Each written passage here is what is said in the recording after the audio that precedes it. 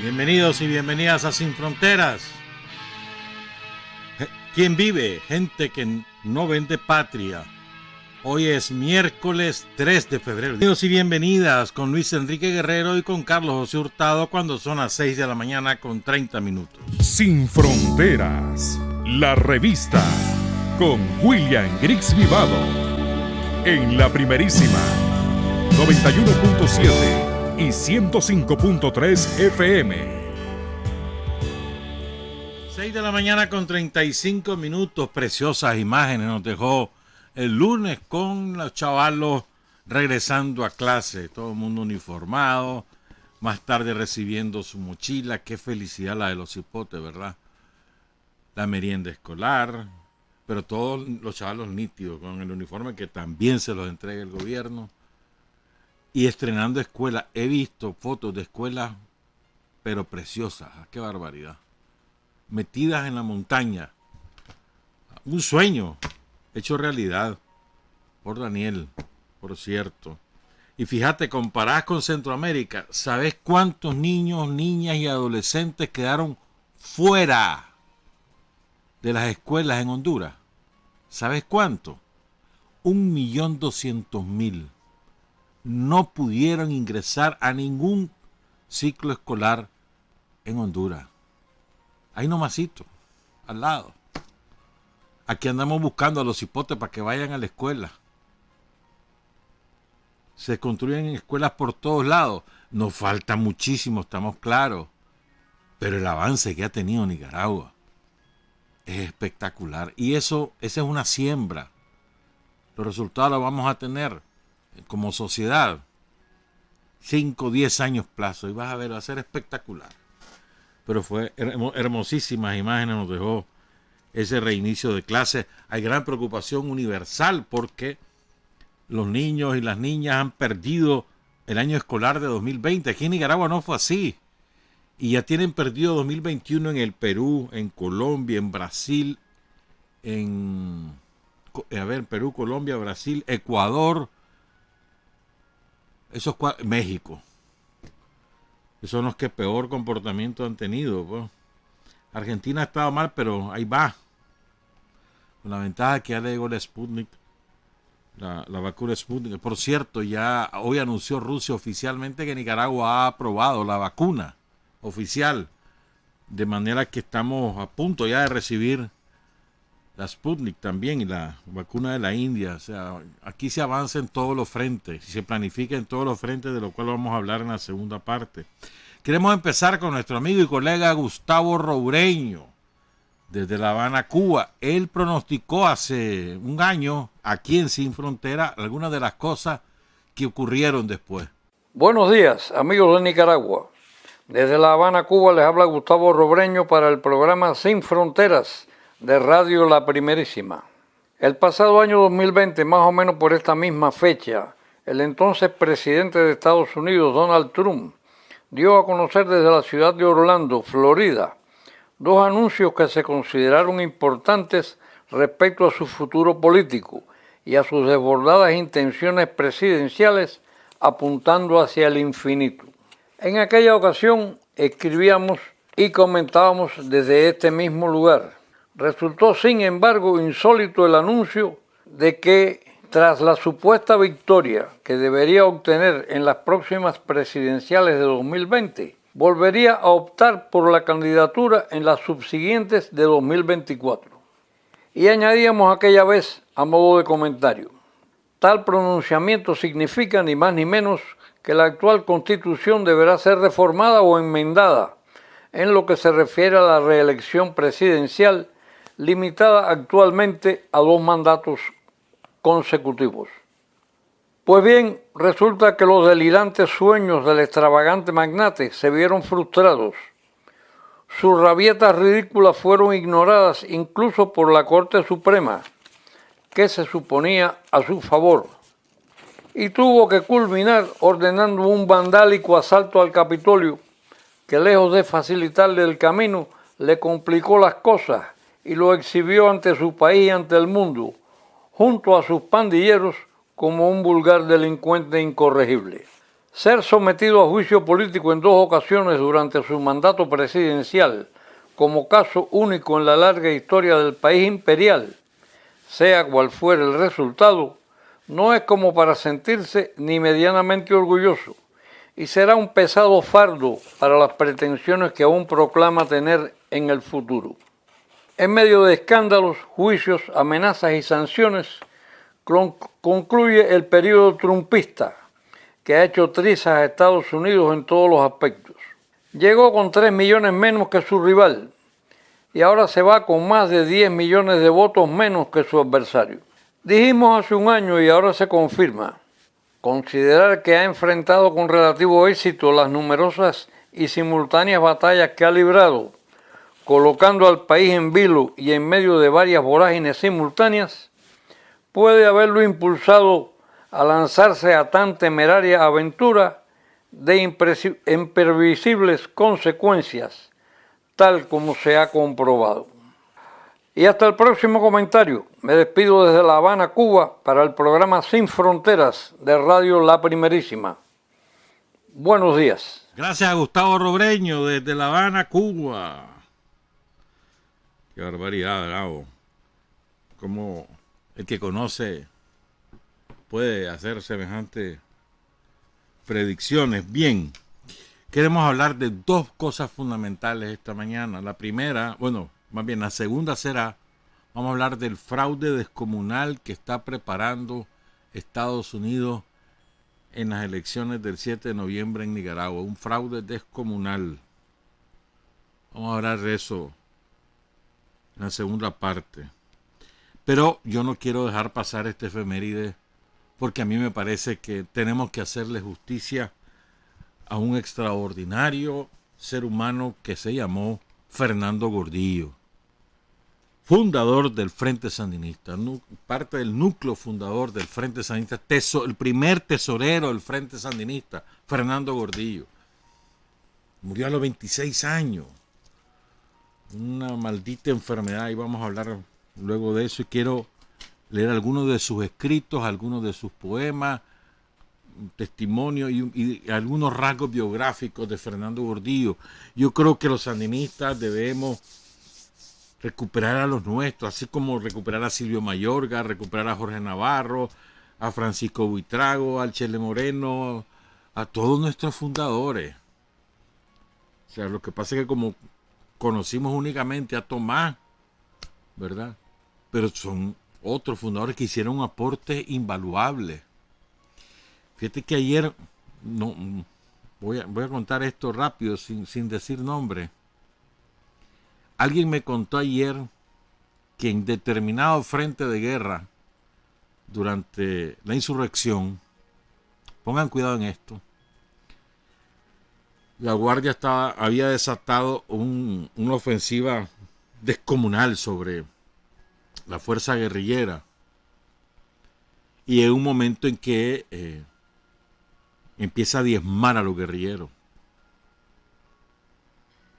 Y cuando ya es inevitable la derrota, ordenan la retirada y más bien se dispersan, pues, porque el volumen de fuego y la cantidad de guardias era muy, muy superior a la fuerza guerrillera.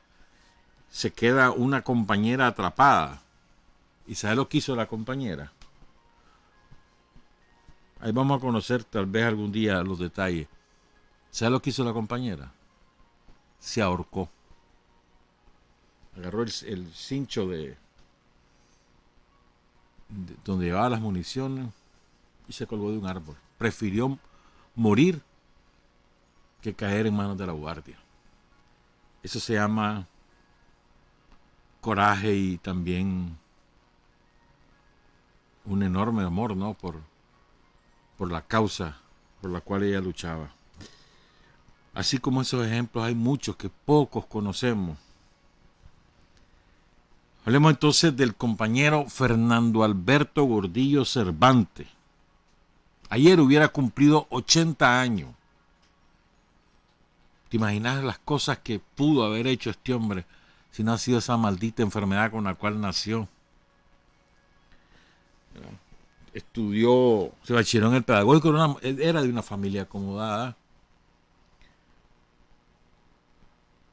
estudió en el Instituto Pedagógico, después estudió hasta tercer año de Derecho en la UNAM de León. Fíjate que era tan gran orador, y con una voz fea, pero lo que importaba era lo que decía. Una voz nasal. Ganó 3 concursos de oratoria.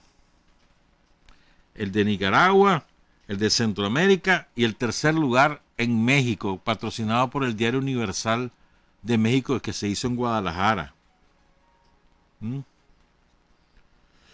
Fíjate bien, el centroamericano se hizo en Guatemala, lo patrocinaron de la Universidad de San Carlos. Y como dirigente estudiantil, antes de involucrarse propiamente en la lucha política, se fue, por ejemplo, a Bolivia y participó en un seminario, anduvo con el profesor Denis Martínez. Denis Martínez, otro compañero olvidado, un gran luchador, falleció de un infarto en Guatemala, estaba en un hotel, andaba en una misión de la UNAM y ahí murió. Denis Martínez Cabeza, no el sinvergüenza ese que anda por ahí hablando babosada, no. Denis Martínez Cabeza, un gran catedrático universitario, gran luchador revolucionario. Eso fue en el 59 y poco después de ese viaje, ¿verdad? Él participa en la manifestación del 23 de julio de 1959. Y después que la Guardia dispara contra los chavalos, fíjense bien, no era una manifestación política propiamente dicha, era la manifestación de los pelones, que aprovecharon también para demandar la libertad de Carlos Fonseca y que apareciera Carlos Fonseca, porque en aquel momento no se sabía muy bien qué es lo que había pasado después del Chaparral. Carlos Fonseca y los otros compañeros de aquellos combates. Pero el origen real era la manifestación de los pelones, y ahí los pelones, o sea, los de primer ingreso a la universidad, a los cuales se peloneaban, había esa costumbre, cuando ingresabas a la universidad te peloneaban. Entonces, esos pelones y los dirigentes estudiantiles de la Universidad de León aprovechan para reclamar que aparezca con vida Carlos Fonseca, que lo presenten. Entonces la Guardia dispara contra los chavalos y mata a 4 compañeros. Después que de la matanza, Fernando Gordillo se envuelve en la bandera de la universidad y se va hacia el pelotón de la Guardia. Él mismo lo contó, él lo escribió. Después de eso, él escribió lo siguiente: la tarde del 23, libertad, libertad, libertad. Había sido una experiencia embriagadora. Recuerdo que caminábamos volviéndonos a ver, como si en cierto modo quisiéramos convencernos de la realidad que estábamos viviendo. La gran figura de Manolo Morales se destacaba en mitad de la calle, entre Solís Piura y Francisco Buitrago, otro fundador del Frente.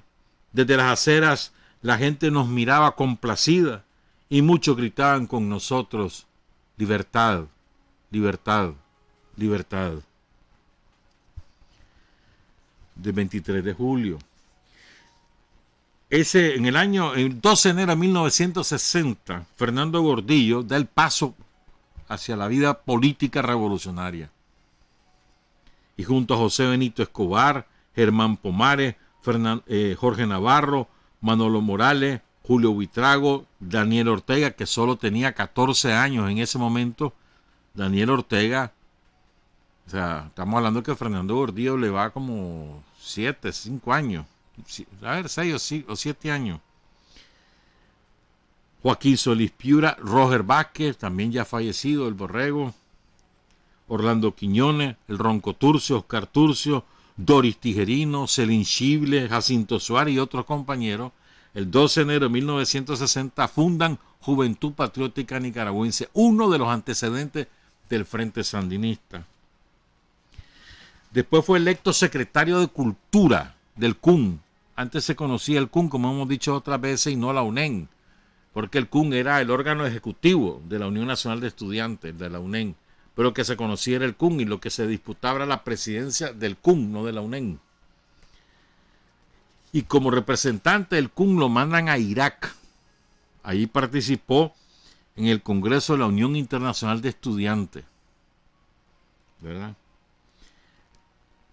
Él era parte de un movimiento literario que se llamaba el Frente Ventana y fundan una revista que se llamó Ventana, sumamente importante en aquellos momentos, porque era, digamos, el instrumento de una nueva intelectualidad que surgió en Nicaragua. Uno de los precursores fue Fernando Gordillo, contestataria, es decir, que era contra la corriente dominante, que era la famosa generación traidora, encabezada por José Coronel Urtecho, entre otros.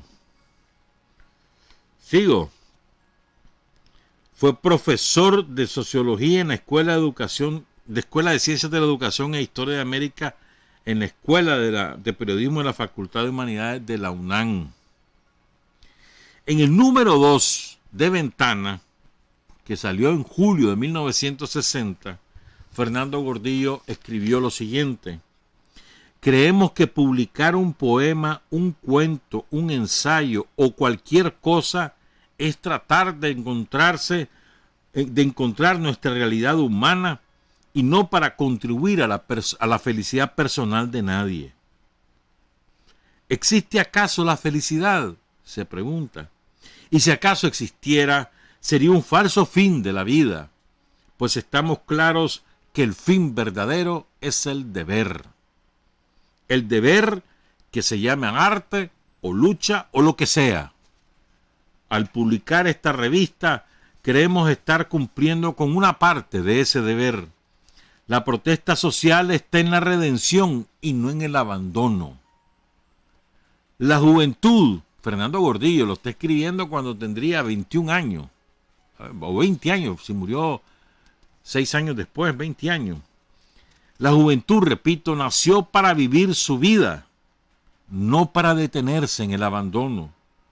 Elevamos la belleza a su último grado, y mientras los pájaros no deserten de los árboles, ni las estrellas emigren del cielo, estaremos aquí, como siempre hemos estado.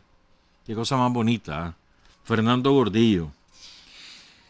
Al año siguiente, en el 61, Fernando Gordillo forma parte del núcleo fundador del movimiento Nueva Nicaragua, que era el primer movimiento que tuvo varias filiales y que junto al Juventud Patriótica y otros 10 movimientos son el núcleo que funda el Frente Sandinista. Allí participaron en la fundación del movimiento Nueva Nicaragua Enrique Lorente, Faustino Ruiz, el Cuje, otro fundador del Frente, Francisco Buitrago, Germán Pomares, otro, Iván Sánchez, Santos López, Silvio Mayorga, Jorge Navarro, José Benito Escobar, Carlos Reina, Tomás Borges, Rigoberto López Cruz, Óscar Benavides, Edén Pastora, Julio Jerez, Germán Gaitán, Bayardo Altamirano y otros compañeros.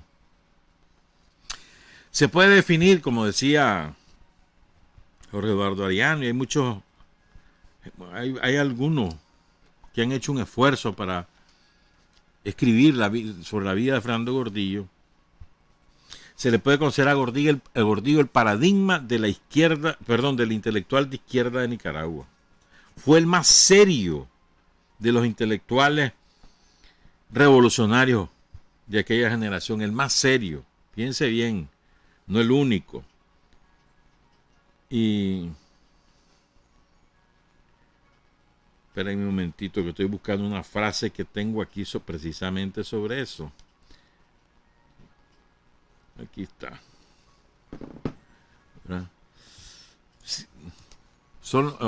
Es muy importante esto que vamos a comentar, lo de los intelectuales revolucionarios por la época. Estamos hablando hace 60 años. Y en esa época la moda era, el intelectual era, el más vanidoso era el más intelectual. El que le hacía coro, los segmentos de la alta burguesía o de la burguesía somocista. Entonces ya se sentían importantes, que los publicaban en la prensa o en Novedades Culturales. Sentía ya. ¿Me entendés? Entonces Fernando Gordillo va contra la corriente, junto con ese grupo del Frente Ventana. Dice, se comprometió con un proyecto de lucha armada en desprecio de las paralelas históricas y de la complicidad de la izquierda tradicional con el sistema político somocista.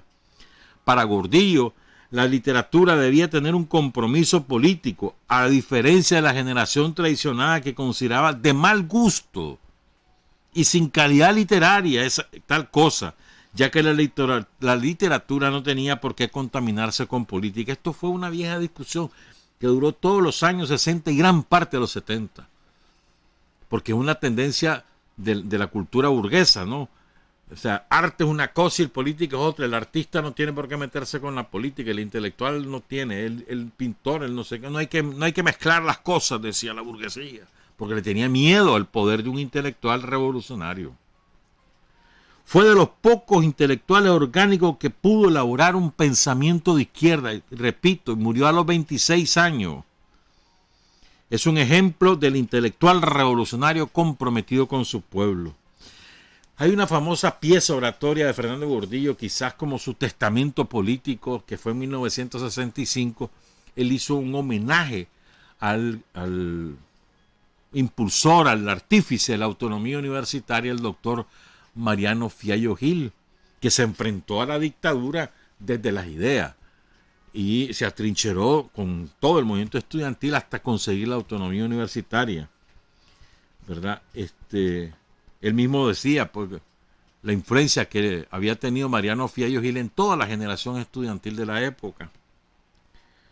Y en esa época planteó a los intelectuales jóvenes dos opciones: irse al río San Juan, a la Torre de Marfil, como José Coronel Urtecho, sin comprometerse con nada, lejos del mundanal ruido, o bien meterse de lleno en la contradicción de la sociedad, arriesgándose, comprometiendo su pensamiento con acción, con el pueblo, como Mariano Fiallo Gil, de quien conmemoraban en aquel momento el primer aniversario de su fallecimiento. Hay que también ser justo, pues José Coronel Urtecho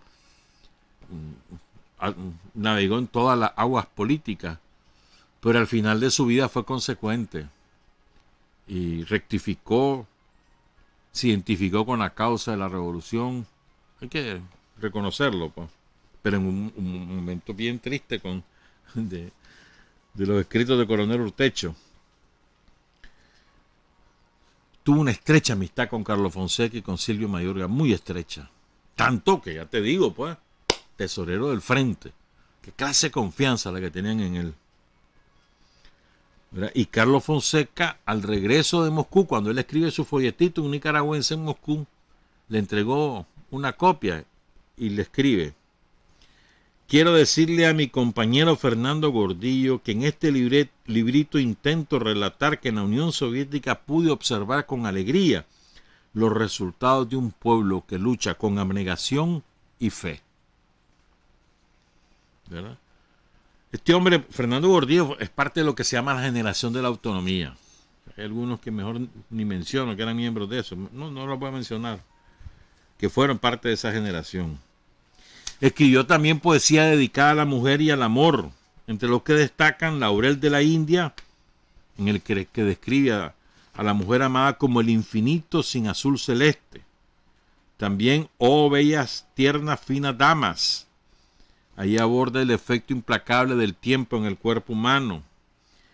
Hay un poema que es maravilloso, yo no lo tengo completo, pero se lo voy a leer, que se llama ¿Qué sé yo de Dios?, de 1966. Elogio a la pastilla, Inmóvil sobre el techo, en fin. Jorge Eduardo Arellano hizo un compendio de su obra, con cuatro partes, pues.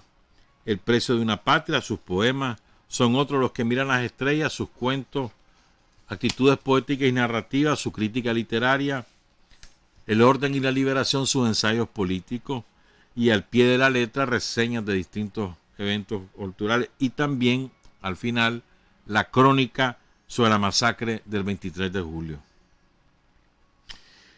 Hay un famoso ensayo de él que se llama Orden o Desorden. Allí él aborda la reacción superficial de una parte de los estudiantes. Hubo disturbios en UNAM por una disputa en la presidencia, un resultado cuestionado en las elecciones para la presidencia del CUN. Hablaron de fraude y demás. Quiero leer esta parte.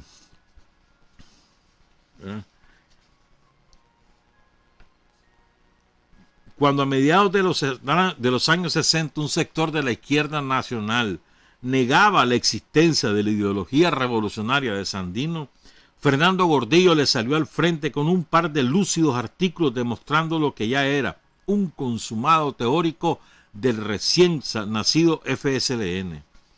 En breves notas para un ensayo sobre el sandinismo escrito el 21 de febrero de 1966, señaló que Sandino fue una figura mundial, el representante auténtico del patriotismo nicaragüense, cuya lucha era identificada en el Congreso Mundial Antiimperialista como parte de la lucha libertaria de los pueblos colonizados a la par de Nehru, Ho Chi Minh, Kenyatta, Sukarno y Nkrumah, que eran perseguidos, prisioneros o desterrados, desconocidos en el mundo y víctimas de las potencias colonialistas. Y agregó, oigan esto, que la verdadera pugna en política en Nicaragua se podía resumir esquemáticamente en dos nombres, Somoza y Sandino. Cuando el liberalismo se unió al conservatismo para entregar la patria al imperialismo, surgió una fuerza histórica, el sandinismo. Entonces ese artículo de Fernando Gordillo lo replicó el que se consideraba en ese momento el ideólogo del Partido Socialista Nicaragüense, Luis Sánchez Sancho, hoy ideólogo de la extrema derecha en el país. Yo siempre he sospechado que este hombre fue agente de la CIA desde esa época, pero bueno, y articulista del diario La Prensa, etcétera, etcétera.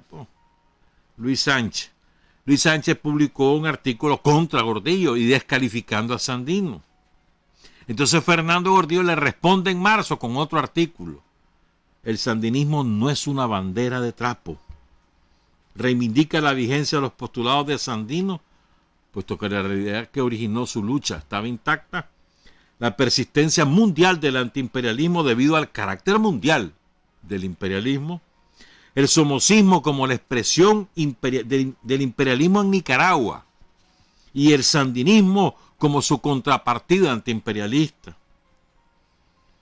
Sandino es una bandera de ideas agitando el pensamiento de sus compatriotas, frase de Fernando Gordillo. Siempre estuvo abierto al diálogo, no despreciaba a sus interlocutores, digamos, con los cuales él debatía, polemizaba, no, lo hacía de manera educada, pero con una gran firmeza. Dice, en él funcionaba como actitud vital la actividad dialéctica, incluía la conciencia universalista de pertenecer a uno de los pueblos colonizados del mundo que luchaba por su liberación. Por eso nunca fue cegado por la exaltación fanática, ni llegó a encerrarse en el sectarismo provinciano. Cuando a mediados de los años 60 tampoco promovía el activismo superfluo o la actividad o la agitación descontrolada y demagógica. Esto es también interesante. En esa charla sobre el doctor Fiallo Gil decía lo siguiente: la universidad tiene dos peligros: refugiarse en sí misma, ser claustro, darle espalda a todo lo que sea inquietud, o ser simplemente el lugar de agitación donde el pensamiento se deja de lado y se trata de hacer por hacer, de realizar por realizar. Gordillo señalaba el camino real enseñado por el doctor Mariano Fiallo Gil. La universidad debe estar en todo momento comprometida con su pueblo, debe tomar partido, no el partido de los que ya existen para mantener el desorden organizado, sino el partido del conocimiento, de la ciencia, del saber, para poder destruir y para poder crear. Y él supo destruir los valores que vulneraban las necesidades históricas y liberadoras de Nicaragua. Pero más que nada, Fernando Gordillo prefirió construir, enseñando a buscar honestamente la verdad, a ser intelectual y militante revolucionario. A no pocos, Fernando Gordillo ayudó a formarse en la clandestinidad, y él mismo, como tesorero del FSLN, colaboró a establecer la infraestructura de Pancasán. En síntesis, a dar su vida. Fue un ejemplo práctico del idealismo, entendido como por tal el gesto humano hacia el progreso y la perfección, la viviente afirmación de la persona, una lección de dignidad contra el servilismo y una reacción hostil contra todo dogma. En otras palabras, lo identificaba con un inmenso amor a los demás, alentado por sus nobles sentimientos. No en vano, 2 años antes de fallecer, recomendaba a sus amigos la lectura. Oigan esta lectura que hay que hacerlas. Busquen, esos libros están ahí en PDF, en internet. Se llama El hombre mediocre, de 1921, y Las fuerzas morales, de 1926. Ambos escritos por el argentino José Ingeniero. Están en internet. Pongan José Ingenieros con S al final, y ahí le van a salir esas 2 obras. Fernando Gordillo no pierde vigencia porque en sus escritos vibra el proyecto que culminó con la creación, el desarrollo y el triunfo del 19 de julio. Forjador de esa revolución, el joven enérgico que siempre se comprometió de lleno a ese proyecto que compartió con los miembros de la generación de la autonomía. Finalmente muere, ¿verdad? Fíjense que esa enfermedad es terrible, lo condenó desde 60 más o menos, más o menos del 60 a una silla de ruedas. A veces se lograba levantar, pero generalmente tenía que recurrir a la silla de ruedas para poder movilizarse, ya en los últimos meses a la cama. Y desde la cama escribía y polemizaba, una maravilla ese hombre. Ricardo Morales escribió desde la cárcel en 1970 sobre Fernando Gordillo, a propósito de un artículo que él hizo sobre la militancia revolucionaria de los intelectuales. Lo escribió en el 70, pero salió publicado en el 72 en una revista de la UNAM, la revista Taller, en enero de 1972. Entonces yo voy a leer 3 de los párrafos de ese artículo de Ricardo Morales sobre Fernando Gordillo. Por último, dice Ricardo, pero no de último, el intelectual revolucionario tiene que organizarse e integrarse al movimiento revolucionario organizado. La organización revolucionaria en sus diferentes niveles y formas. De esta manera, la organización es la integradora del esfuerzo cultural en la voluntad liberadora del pueblo. De manera organizada, las ideas adquieren una fuerza material incontenible. Mirá qué lindo esto que dice Ricardo. Si te organizas, tus ideas son incontenibles. Lo que aporta el Frente Ventana a la historia de la lucha revolucionaria y la historia del esfuerzo cultural es fundamentalmente el resultado organizado de su praxis intelectual que busca elucidar los problemas de nuestra política social y fundamentar el movimiento popular revolucionario. La obra personal de Fernando Gordillo hay que atenderla desde la actuación organizada en el Frente de la Cultura y las relaciones orgánicas con el movimiento revolucionario. Su obra libertaria está comprometida con sus combates políticos y revolucionarios.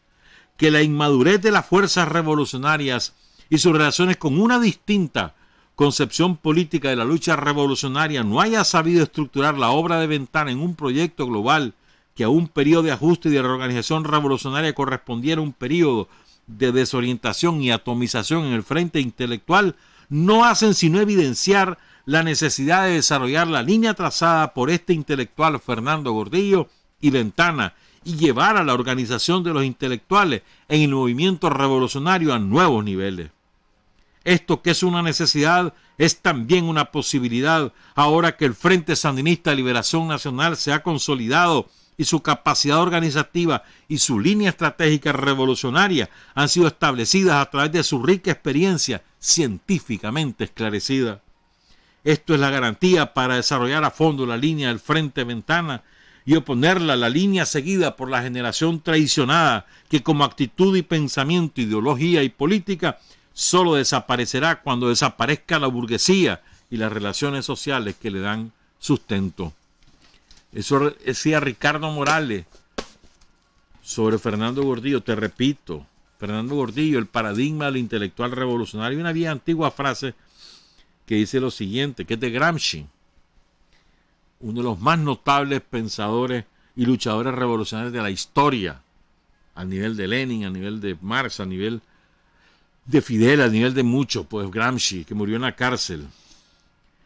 Dice Gramsci, el error del intelectual consiste en creer que se puede saber sin comprender y especialmente que se puede saber sin sentir y sin ser apasionado. O sea, un intelectual es mentira que puede llegar a saber realmente si no comprende. Y especialmente si no siente y si no es apasionado. Linda frase. Y fíjense, ahora les leo lo que dice Tomás en La paciente impaciencia sobre Fernando Gordillo. Recuperemos a Fernando Gordillo. Yo vivo con eso en la jupa, hermano, porque fue extraordinario Fernando Gordillo. Después vamos a hablar del fraude que prepara Estados Unidos en Nicaragua. Y dice Tomás que el 25 de julio de 1967 se enteran por la radio que había muerto el joven poeta, intelectual y militante sandinista Fernando Gordillo. Fernando murió a los 26 años y fue enterrado un 26 de julio, mientras se celebraba el 14º aniversario del asalto al cuartel Moncada. Fue víctima de una enfermedad absurda, una patología que es ruleta monstruosa en 1.000.000 de posibilidades. Esta se paró en el número que había marcado la fatalidad o la rabieta de su santo patrono. La mastenia gravis, así se llama la enfermedad que padecía Fernando Gordillo, se caracteriza por una debilitación progresiva y estúpida de la fuerza muscular. Se puede presentar en cualquier época de la vida a partir de la adolescencia. Fernando cerró la puerta de su niñez y lo atraparon los dioses de las sombras. No podía ni silbar. Su voz había adquirido un acento nasal. Con esa voz había estremecido y persuadido a media universidad nacional. No por azar había triunfado en no sé cuántos concursos internacionales de oratoria, incluyendo el patrocinado por el Diario Universal de México, donde compitió con estudiantes universitarios de América Latina.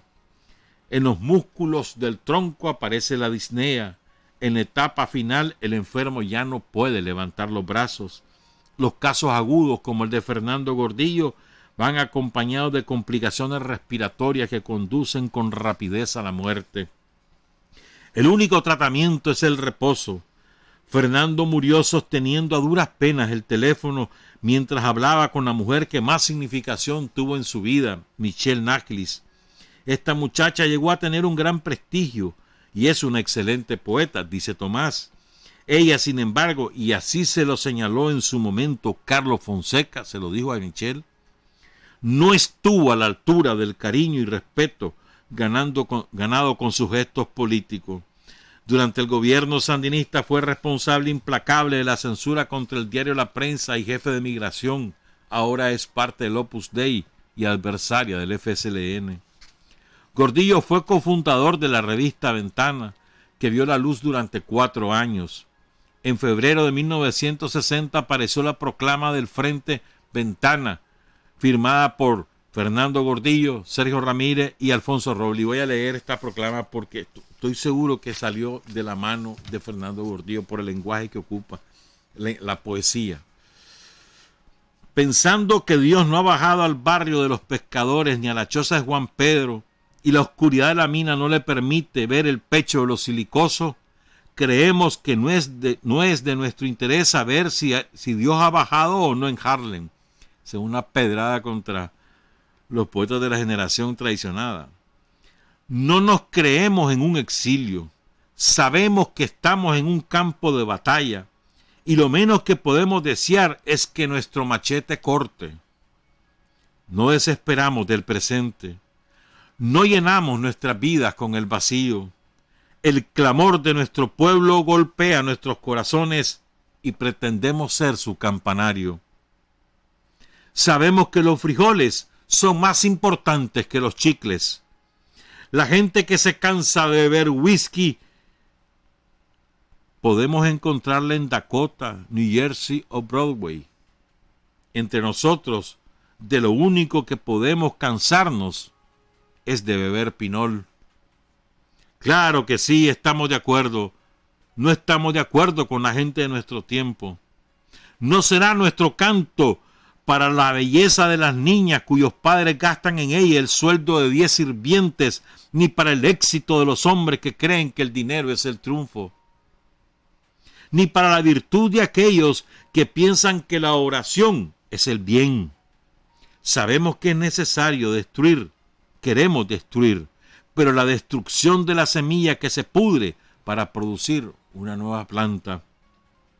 Queremos alentar la mano para que levante el machete y corte, pero que el corte sea de poda y no de aniquilamiento. La autenticidad ante todo.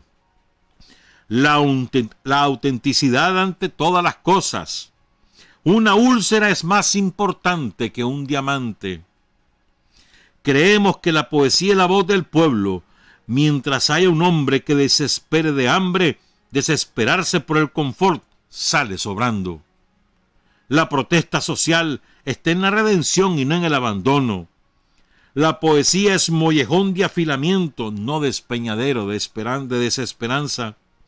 La juventud nació para vivir su vida, no para detenerse en el hastío. Mary Rose Thomas y Burt McCasley, adolescentes muertos en Estados Unidos en una autopsia al amanecer, después de un concierto bailable de rock and roll, dan lástima. Pero José Ruiz y Manuel López, muertos en la mina, son el dolor más grande, el vértice del lamento. Ahí la poesía tiene que estremecer y estremecerse como un rayo.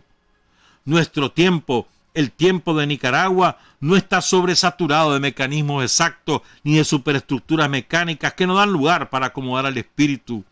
El sitio del alma en Limay, en Ciún, en Alamicamba, en Teustepe, en Niquinomo, es vasto y profundo, como la tristeza de un campesino enfermo, como el dolor de un niño sin juguete.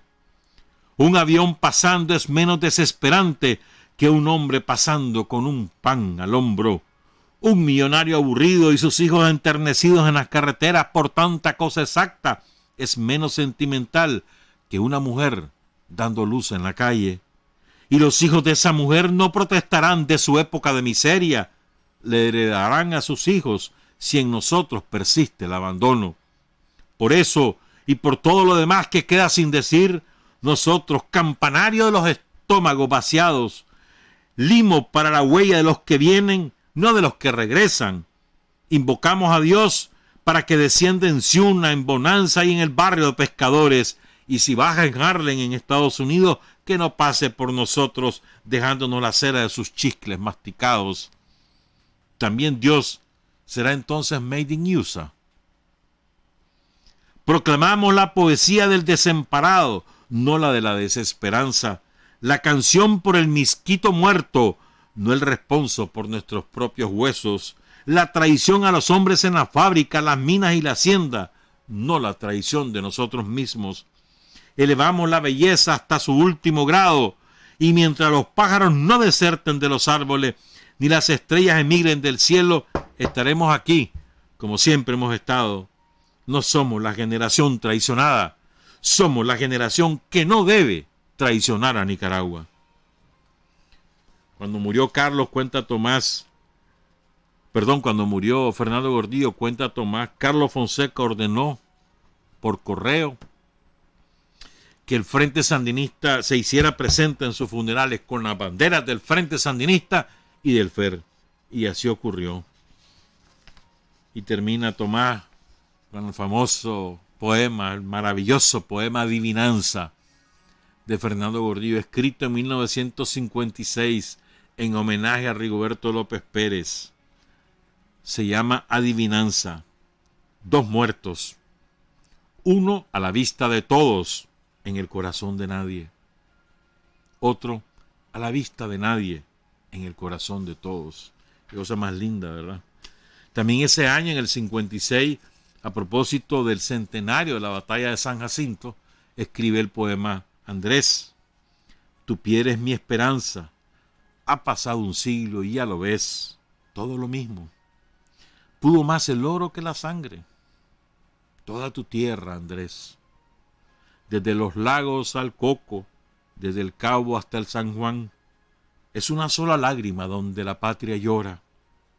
Lanza la piedra, lánzala. A un siglo de distancia, el enemigo es el mismo. Este otro poema se llama Canto el valor de los que sueñan. Canto el valor de los que sueñan con los pies metidos en el fango. Sus ojos no temen a la noche ni enceguecen con las sombras. Canto el silencio del que medita el grito y lo lanza aún en medio del desierto. sus manos sostienen la esperanza que edifican en el aire sus palabras. Canto la bandera que ondea en la distancia y el asta viril que la sostiene, y los días que nos llevan a izarla y el viento de pueblo en que flamea. Canto el nombre de los que escriben la historia, y la historia no cantará jamás sus nombres. En sus desnudos hombros descansa la esperanza. Qué lindo, ¿no? Canto el nombre de los que escriben la historia, y la historia no cantará jamás sus nombres. En sus desnudos hombros descansa la esperanza. Y este poema, con esto voy a cerrar el tema de Fernando Gordillo, después hablamos del fraude, que se llama ¿Qué sé yo de Dios? Algo escribía en ese artículo fundacional de Ventana. Dice Beltrán Morales, uno de los grandes poetas de Nicaragua, que es uno de los poemas, de los pocos poemas ateos en Nicaragua en un contexto de cultura católica, pero el poema no es contra Dios, sino contra aquellos que ante la miseria y el dolor humano se llenan la boca hablando de Dios y no lo reconocen a Dios en las más débiles de sus criaturas. Es lindo. El tema, el tono, los recursos y la intención del poema es de un realismo social y es uno de los pocos poemas de verso libre ancho, lleno de ira santa y de ironía, que lo vamos a leer. No lo tenemos completo, pero gran parte de él, si yo lo busqué y no tengo yo el libro de Arellano, pues, que es donde está toda la obra de Fernando Gordillo. Voy a leer entonces el poema ¿Qué sé yo de Dios? De Fernando Gordillo. ¿Qué sé yo de Dios? Y al fin y al cabo, ¿qué me importa? Yo veo cómo el poderoso da patadas en el trasero a quien le viene en gana, porque sí, porque se le ocurrió, que hay perros que comen mejor que cualquier humano, y cómo sobre las latas de basura se inclinan rostros ansiosos de quienes esperan encontrar los tesoros de Simbad, y me vienen a hablar de Dios, como si lo tuvieran metido en la bolsa del pantalón. Hablarle a mi amigo Pedro, que por 2 pesos que cualquiera de ustedes gaste en venir a verme para hablarme de Dios, no pudo meter a su hijo en el hospital. Al chiquito que habíamos bautizado como Pijulito, y después de llorar toda la noche se quedó por fin callado y muerto. O la María, la mujer de Crescencio Guido, ¿no la conocéis? Pues apareció en los periódicos el día que se cayó del andamio y se partió graciosamente la columna, y desde entonces solo vive echado en la tijera, con una almohada al lado, y ahí come cuando come. Y ahí le ha hecho 2 hijos a la María, y ahí caga, y permanece todo el día con la cagada hasta que regresa la María y lo limpia. Y ya la tijera está podrida de tanta cochinada. Y Crescencio solo vive pensando que se va a romper la tijera y se irá al suelo y se va a tisiquear, se va a morir. Ah, pero vosotros os llenáis la boca diciendo Dios, Dios, Dios, pero no llenáis la panza, la barriga negra y corrugosa de la vieja Justina Plazaola, y que hace una semana le echaron presa porque sí, porque le da mal aspecto a la ciudad y se atrevió a dormir en una acera de vuestra santa catedral, y sus nietos se quedaron solos. Y con todo eso, lo primero que hizo la vieja al salir fue ponerle una candela a San Judas Tadeo, el abogado de los pobres. ¿Qué me importa, Dios? O no sé, a lo mejor me importa, pero no hablemos babosadas. No me habléis de babosadas. Si supieras, la Tinita Salazar, cuando recuerda que el año antepasado conseguía por lo menos 30 pesos, y ahora ni por 10 pesos quieren ir con ella. En el llanto del hijo de Pedro, del que decíamos Pijulito, o en el miedo de Crescencio de que se rompa la tijera y se tisiquee por estar todo el día en el suelo húmedo, o en el hambre de la vieja Justina, que cuando en la noche ve a un guardia se orina de miedo y sus nietos le hacen burla, o en la fealdad de puta vieja que sacó la Tinita Salazar después de la pulmonía. Fernando Gordillo, honor y gloria, fundador del Frente Sandinista de Liberación Nacional. 7:25, regresamos. Hay hombres que luchan un día y son buenos. Hay hombres que luchan un año y son mejores. Pero hay hombres que luchan toda la vida. Esos son los imprescindibles. Son las 7 de la mañana con 29 minutos, desde más o menos 2012. Con mayor fuerza desde 2017. Estados Unidos viene preparando las condiciones para un fraude descomunal en Nicaragua. ¿Cómo lo van a hacer?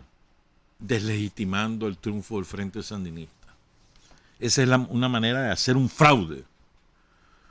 Han preparado todas las condiciones en la opinión pública para descalificar cualquier resultado electoral en el cual resulte triunfador el Frente Sandinista. Que no hay condiciones, que el Consejo, que la ley, que la dictadura, que la represión, cualquier cosa. Y han preparado todas las condiciones en las corporaciones mediáticas, en su maquinaria de propaganda, para que solamente puedan ser reconocidas las elecciones si pierde el Frente Sandinista. O sea, pero un fraude en toda la línea. Un fraude de imagen, un fraude que en términos concretos resulta fraude, pues. O sea, no importa que sea de imagen o no, es fraude. Es un fraude lo que están preparando. La única manera, repito, es que perdamos. Si perdemos, entonces ahí sí. Qué lindas las elecciones en Nicaragua. Fueron ecuánimes, fueron limpias, o transparentes, si perdemos. Si ganamos, no, hombre, se la robaron. Ya sabíamos eso, solo lo sabemos de hace rato. Pero están preparando esas condiciones para que el resultado del 7 de noviembre sea totalmente descalificado, según ellos, según su lógica, porque no ganaron su fuerza. Han invertido decenas, centenares, millones de dólares en esa maquinaria que fabrica mentiras a través de las redes sociales, por ejemplo, o fabrica mentiras con sicarios que al servicio de los medios de comunicación internacionales, ¿verdad?, que se dedican solamente a exportar lo que perjudica al gobierno de Daniel, como que si eso solamente perjudica a Daniel, ¿verdad? Han mentido descaradamente sobre el enfrentamiento del COVID, pero descaradamente, unas mentiras descomunales son. No tienen ningún escrúpulo, para nada. Exportan mentiras y tan campantes. Exportan mentiras sobre el proceso electoral y tan campantes. Entonces hay que estar preparados para enfrentar ese fraude. La mejor manera de enfrentar ese fraude es una votación abrumadora a favor del Frente Sandinista el 7 de noviembre de 2021. Esa es la mejor manera. Una votación desproporcionada contra la oposición. Que arrase con la oposición, que los pulverice. Esa es la mejor manera de derrotar el fraude. No hay nada más importante este año que ganar las elecciones. No hay nada más importante que ganar las elecciones. Que se nos mete en la cabeza a todo. Dejen esos pleitos tontos que a veces agarramos, que si fue yo, que si sos vos, que si... Nada más importante que la defensa del poder revolucionario por encima de todo y de todos. Nada más importante que eso. Nada. Y todo lo que hacemos es para defender el poder revolucionario. Todo lo que hacemos. Y todo es todo. Desde el enfrentamiento contra el COVID, o la construcción de nuevas carreteras, o la distribución de mochilas escolares, o la garantía de la merienda escolar en cada una de las escuelas primarias del país. Todo. Porque todo lo que hacemos, que es para resolver la vida de los empobrecidos, defiende el poder revolucionario. Si no lo entendemos de esa manera, nos perdemos. O sea, no importa cualquier cuestionamiento que tengamos sobre el ejercicio de determinada acción política o económica, eso es totalmente secundario y está totalmente subordinado al bien común, al bien colectivo, al objetivo fundamental, al objetivo estratégico, que es la defensa del poder revolucionario. Nada más importante que eso. Que si fulanito, que si le sotanito, que mira, nada. Lo que importa son los problemas de la gente para resolver los problemas de la gente. Eso sí importa. En eso sí tenemos que estar ojo al Cristo. Si hay una determinada asunto que afecta a la comunidad en determinado sitio, ahí sí, vámonos a pelear por ese problema para resolverlo. Pero que si es disputa entre nosotros porque que yo soy mejor que vos sos mejor que fulano, o sea, son tonterías. Todo eso tenemos que dejarlo a un lado, ahora y siempre, pues, pero más ahora que nunca. Porque lo que importa es la defensa del poder revolucionario, que es una defensa integral, que no pasa solamente por la organización del tendido electoral o la organización del tendido político, pasa por todo. Nosotros hacemos campaña electoral todos los días del mundo, desde que empieza el periodo de gobierno, porque cada acción de gobierno es una defensa del poder revolucionario. Si no lo entendemos de esa manera, si no entendemos que la acción política y la acción de gobierno, la acción de cualquier manifestación de la obra de la revolución, toda acción de la revolución es la defensa del poder. Si no lo entendemos así, entonces creo que caemos en un error, creo yo. Yo nunca he visto, puede ser que me equivoque, pero yo nunca he visto, ni durante los años 80, porque hasta imposible era entonces, cómo un gobierno como el actual planifica de tal manera tan minuciosa las acciones de gobierno y vinculada a las necesidades de la gente. Nunca lo he visto. O sea, todo está planificado. Otra cosa es que los imponderables, ¿no? Como fue el año pasado el imponderable de la pandemia, eso nadie lo previó en el mundo. Y después nos remataron los 2 huracanes, esa es otra cosa. Pero si las cosas van dentro, entre comillas, de la normalidad, todo está planificado. Y todo tiene la lógica de la defensa del poder. ¿Para qué? Para resolver los problemas de la gente. ¿Cómo se defiende el poder? Vinculándose a la gente, siendo intérprete de las necesidades, de los sentimientos, de las aspiraciones del pueblo de Nicaragua. Ese ha sido el gran arte del Frente. Para mí ese es el gran mérito del Frente Sandinista. Es instrumento del pueblo en la medida que el pueblo lo asume como tal. Por eso es el instrumento de la gente. Por eso es el parteaguas en la historia de Nicaragua. Por eso es que desplaza las paralelas históricas y el pueblo asume el gobierno, las riendas de la política en sus manos a través del Frente Sandinista. Entonces yo les comentaba el lunes, la hablábamos, la semana pasada también, ¿verdad?, de esos 2 documentos que difundió el gobierno de las inversiones que se van a hacer en el sector social y la inversión en el sector productivo. Fíjense, miren qué importante es esto. Estamos asistiendo, somos testigos o somos protagonistas, según donde nos toque trabajar, de una revolución profunda de la economía nacional, de la cual son protagonistas centenares de miles de nicaragüenses a través de distintas manifestaciones productivas. Estamos asistiendo a un cambio radical del propio sistema, ya verán. Lo que pasa es que a nivel teórico ahorita es difícil definirlo, o sea, abstraerse de lo que está pasando, pero van a ver, en 4 o 5 años aquí va a haber una nueva situación económica del país, con un poder económico y por lo tanto político de los grandes empresarios reducido a la mínima expresión. Esos nuevos protagonistas de la actividad económica productiva del país van a detentar también el poder político territorial, ya verás. Es una cosa extraordinaria en la que estamos asistiendo. Y porque no se hace con el objetivo básico de voy a transformar la economía, no, se hace porque esa es la manera de respaldar los esfuerzos de la gente para salir de la pobreza. Esa es la manera.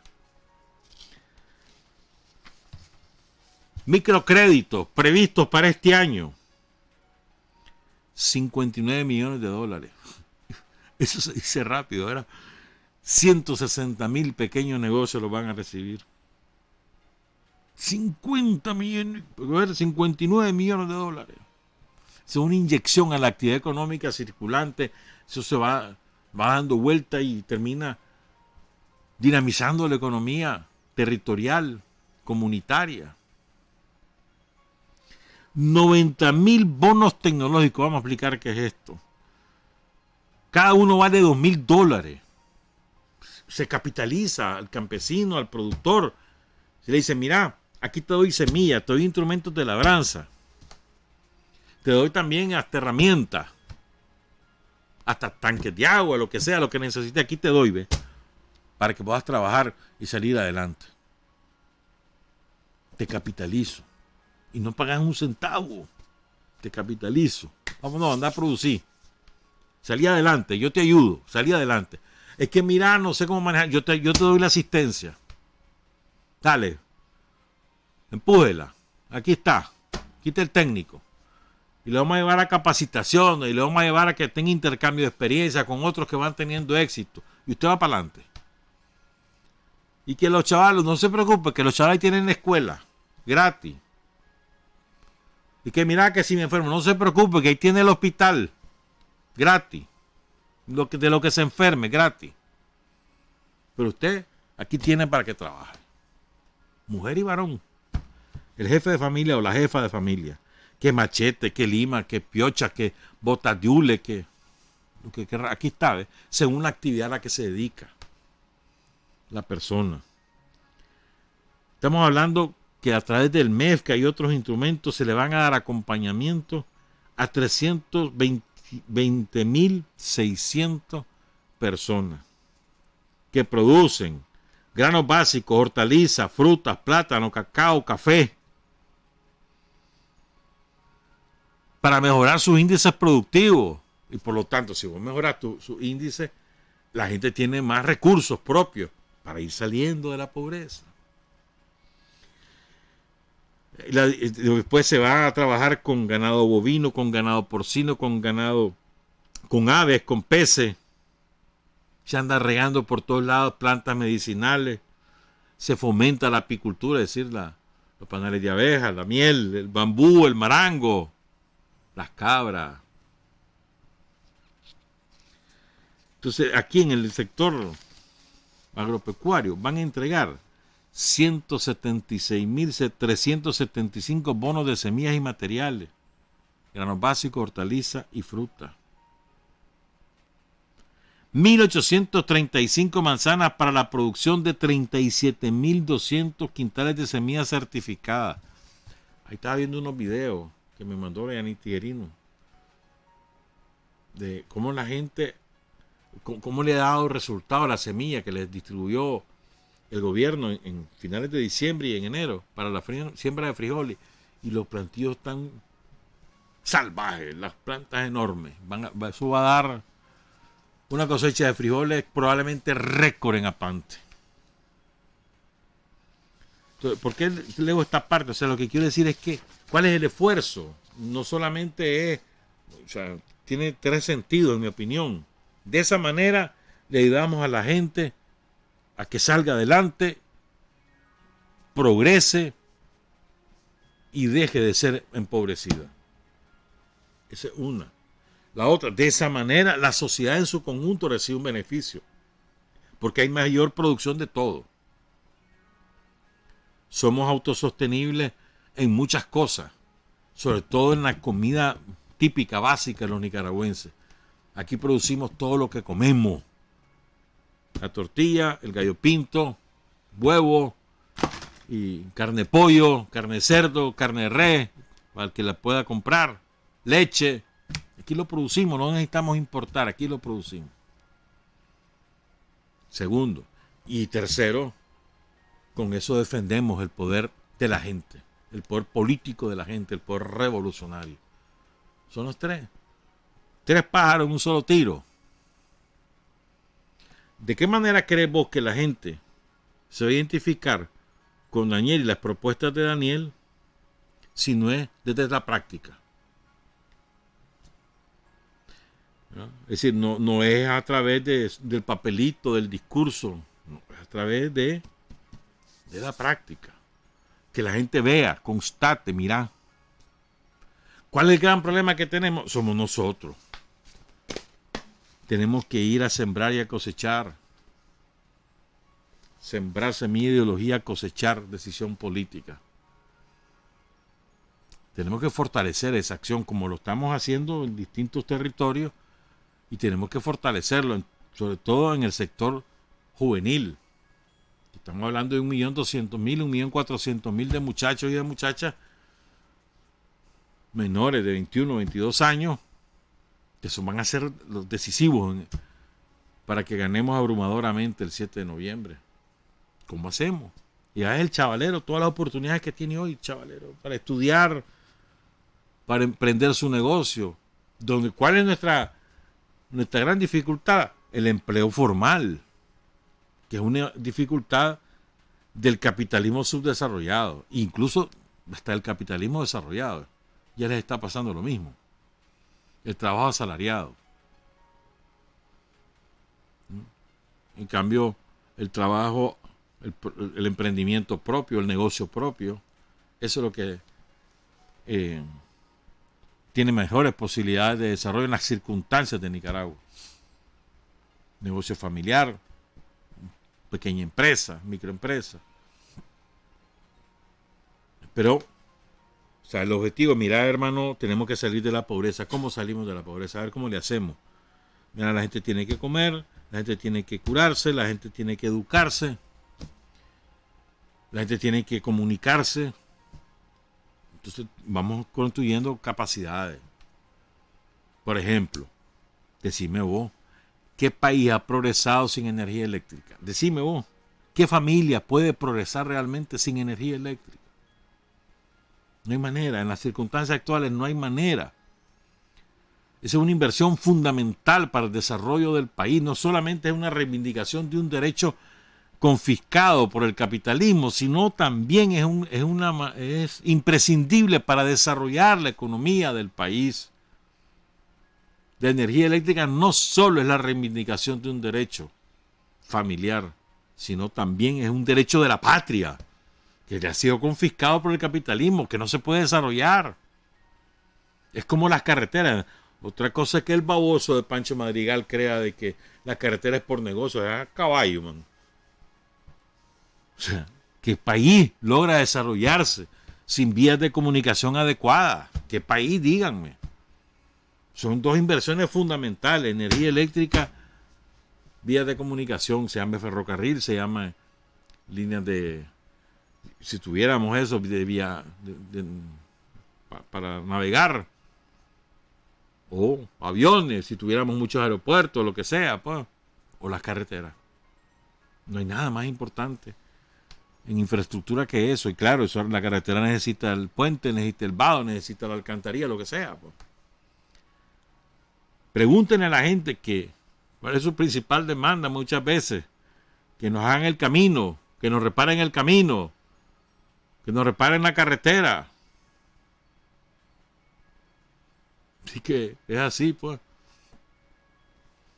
Entonces, es muy importante que me parece a mí, pues mi opinión, de que asumamos esto desde una perspectiva más política. La tarea es defender el poder revolucionario. Bueno, se defiende con obras, más que con promesas, con obras. Y si la gente asume como propia esas políticas porque resuelven sus necesidades, dice, hombre, vamos de viaje, sigamos por aquí, ¿para qué vamos a estar buscando negociantes que ya los tuvimos? La gente está hablando del conglomerado de la sociedad. Entonces, creo yo que es muy importante asumir la defensa del poder desde el quehacer cotidiano y no solamente de que mira que vamos a ir a defender el voto, mira que vamos a... Sí, esas dos cosas son sumamente importantes, pero lo decisivo es la acción política cotidiana, la acción revolucionaria, la acción de gobierno cotidiana. Eso es lo que defiende el poder revolucionario. Porque si nosotros estamos sin hacer nada o haciendo las cosas por rutina, de nada nos va a servir tener el mejor sistema de defensa del voto y el mejor sistema político si no hay acción que lo respalde. Porque la gente dice, no, la gente no es tonta, ya nada hacen, solo viven ahí sentados sin hacer nada. No, busquemos qué hacer. Pero si nos ven haciendo, eso es otra cosa. Y nosotros no nos podemos engañar a nosotros mismos, tenemos que ver esos resultados tal cual son. Y si a veces una determinada acción política no tiene el resultado apetecible, pues tenemos que asumirlo, tenemos que decirlo, tenemos que informarlo, tenemos que corregir. Pero a veces creemos que para quedar bien para que no me regañen voy a hacerlo de esta manera, de otra manera, creyendo que con eso engaño lo que hacemos es traicionar la causa, traicionar al pueblo, al Frente Sandinista. A mí me parece que la tarea de la defensa del poder no es una tarea solamente de ubicación de una actividad muy concreta. Mira, te toca llevar a fulano, No. La tarea de la defensa, la primera tarea de la defensa del poder revolucionario creo que es hacer bien nuestro trabajo. Hacerlo bien.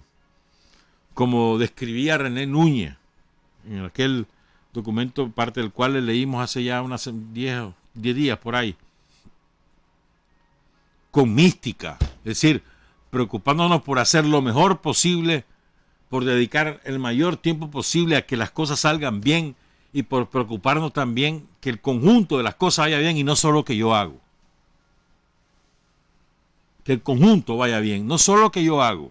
Porque a veces, no, yo hice lo que tenía que hacer y yo lo hice bien, hay que vean qué hacen con los demás. No, hermano, la tarea es integral, es completa.